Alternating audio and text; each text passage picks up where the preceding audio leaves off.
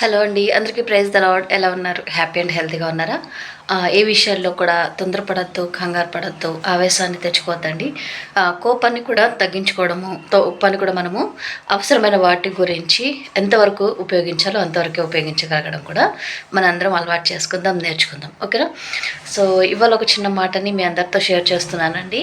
మనందరి మధ్యలో జరుగుతున్న కొన్ని యుద్ధాలు, పోరాటాలు, మన మధ్యలో కన్ఫ్యూజన్స్ ఇవన్నీ చూస్తున్నాం కదా. ప్రవీణ్ పగడాల గారి డెత్ తర్వాత అజయ్ బాబుని కూడా అరెస్ట్ చేయడము, ఇవన్నీ కూడా మనం చూస్తున్నాము. ఆయన మీద కేసు ఫైల్ చేయడము.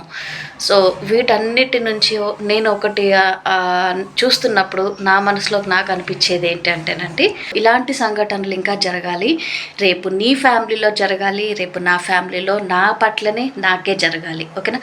హతసాక్షులు మనని చెప్తూ ఉంటాము, కానీ హతసాక్షి కావడానికి నేను రెడీ అని అంటాము, కానీ మన వరకు వస్తే మనము తప్పిపోతాము. ఓకేనా? సో అట్లాగ వెళ్ళకుండా నిబ్బరం కలిగి ఉండాలని అంటే మనము ఈ రోజు నుంచే మన ప్రవర్తన ద్వారా తెలిసిపోతాయి. ఓకేనా? చెదిరిపోయే వాళ్ళలాగా మనం ఉండొద్దు.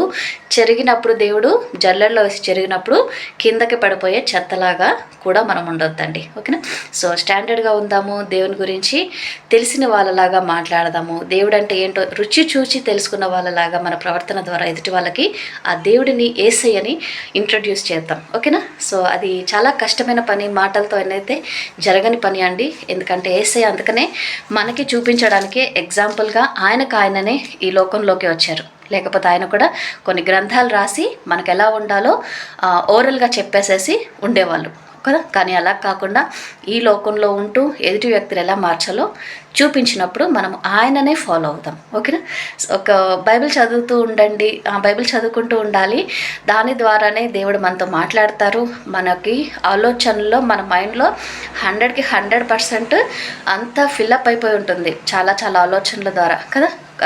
ఆ 100% ఫిల్ అయిపోయిన దాన్ని దేవుడే క్లియర్ చేస్తూ ఆయన వాక్యం ద్వారా మన బ్రెయిన్ని ఫిల్ చేస్తారు. సో అప్పుడు మనకి ఏంటి నిజము, ఏంటి అబద్ధము, ఎలా ఉండాలి, ఎలా ఉండకూడదు అన్నీ కూడా క్లియర్గా తెలుస్తాయి. ఓకేనా? సో బైబిల్ చదువుకోబోతున్నాము ఇప్పుడు. మార్కు సువార్త 9:21. అది వాని నాశనము చేయవలనని తరచుగా అగ్నిలోనూ నీళ్ళలోనూ పడద్రోయను. ఏమైనను నీ వలనైతే మా మీద కనికరపడి మాకు సహాయము చేయమనెను. అందుకు యేసు, నమ్ముట నీ వలననైతే నమ్మువానికి సమస్తమును సాధ్యమే అని అతనితో చెప్పెను. వెంటనే ఆ చిన్నవాని తండ్రి, నమ్ముచున్నాను, నాకు అపనమ్మకం ఉండకుండా సహాయము చేయమని బిగ్గరగా చెప్పెను. జనులు గుంపు కూడి తన యొద్దకు పరుగెత్తుకుని వచ్చుట యేసు చూచి, మూగవైన చెవిటి దయ్యమా, వారిని వదిలిపోము, ఇక వానిలో ప్రవేశింపవద్దని నీకు ఆజ్ఞాపించుచున్నానని చెప్పి ఆ అపవిత్రాత్మను గద్దించెను. దేవుడి వాక్యం ఇంతటితో దీవించునుగాక. ఆమేన్. ఒక ప్రేయర్ చేసుకుందాం, ఏకీభవించండి. మహాపరిశుద్ధుడైన తండ్రి, దేవానికి వందనాలు, స్తోత్రాలు ప్రభా. ఈ రోజు వరకు మమ్మల్ని స్నానా తండ్రి సజీవ లెక్కల్లో ఉంచినందుకు నీకు వందనాలు తండ్రి.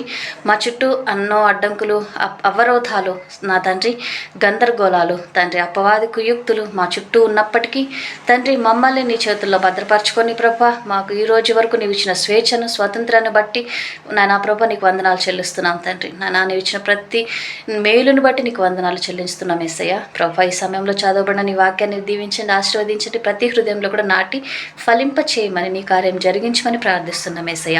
ఎవరి కుటుంబాలు అయితే చీటందుక శక్తులు రాజ్యమేలుతూ ప్రభా అల్లరి చిల్లరితో ఉన్న కుటుంబాలకు నీ యజమానిగా నిలబడి నీ శాంతిని, సమాధానాన్ని మెండుగా సమృద్ధిగా దయచేయండి ప్రభా. నాయనా తండ్రి, మంచి ఐక్యత భావాన్ని నాన్న దయచేయండి ప్రభా. అప్పుల బాధల్లో కూరుకుపోయి తండ్రి, నానా తండ్రి ఏడుపుతో, బాధతో, హృదయాలలో కలవరంతో ఉన్న వారికి నానా తండ్రి నీ హస్తంతో ముట్టండి, నా ధైర్యపరచండి, ఆశీర్వదించండి. నీవు ఆశీర్వదిస్తే తప్ప మాకు నాన్న ఆశీర్వదింపబడలేని వాళ్ళము తండ్రి. కాబట్టి నీ ఆశీర్వాదాలతో వారిని నాన్న దీవించి సమృద్ధిని దయచేసి అన్ని విషయాలలో ఫైనాన్షియల్గా వారికి స్థిరత్వాన్ని, దృఢత్వాన్ని దయచేసి సమృద్ధిగా ప్రభా నీవు సహాయం చేయమని ప్రార్థిస్తున్నా తండ్రి. నాయనా ప్రభా, అనారోగ్యంగా ఉన్న వారి మీద నీకు హస్తాన్ని ఉంచండి, నీవు సహాయం చేయండి, స్వస్థపరచండి, దీవించండి నా ప్రభా. అనారోగ్యం నుంచి నా ప్రభా స్వస్థతను దయచేసి ఆరోగ్యవంతులుగా నిలబెట్టి ప్రభా నీ కోసం బలమైన సాక్షులుగా నిలబెట్టి వాడుకోమని ప్రార్థిస్తున్నాం తండ్రి. ఇంతవరకు మేము చేసిన ప్రతి ప్రార్థనకు జవాబుగా నీవు ఇచ్చిన ప్రతి సహాయాన్ని బట్టి నీకు వందనాలు చెల్లించుకుంటూ, నీ కృపను, ప్రేమను బట్టి నీకు వందనాలు చెల్లిస్తూ ఈ చిన్ని ప్రార్థన యేసు నామంలో ప్రార్థించి వేడుకొంచున్నాం తండ్రి. ఆమెన్. ప్రైజ్ ది లార్డ్ అండి. అందరికీ have a great day. God bless you all. By by.